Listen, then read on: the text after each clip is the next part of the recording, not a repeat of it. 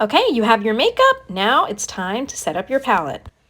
So what I like to do here is take all of my tint out. They just slide right out, and I like to put them down and apply them in a way that I think that they would look best in my palette and the way that I'm going to use them. So I would recommend you start on your top layer with your contour shade first. So go ahead and put that in first because that's the first shade you're going to use when you put your makeup on. After that is going to be your brightener highlight. That's going to be your T-zone in the corner of your eyes. The next is going to be your main highlight. This is your main foundation shade.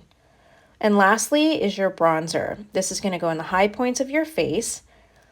And then after that, this is up to you. I use 2 lip and cheeks. You can put 1 lip and cheek here and an illuminator. It is really your call, but every palette is different. So you have your contour, your brightener highlight, your main highlight, and your bronzer, and then your 2 lip and cheeks here.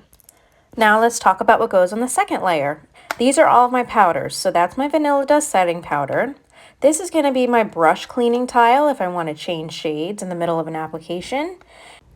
And then I'll place my eyeshadows down below. I'll typically recommend starting with 2 to 3, but again, if your budget does not allow for this right now, just remember these are extras and can always be purchased later.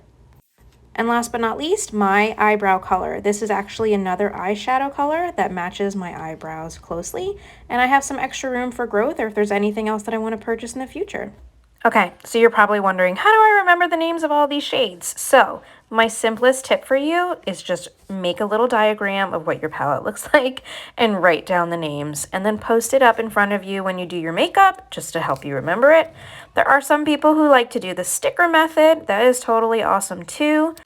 Now that your palette is all set up, grab your brush and you are ready to start applying your makeup.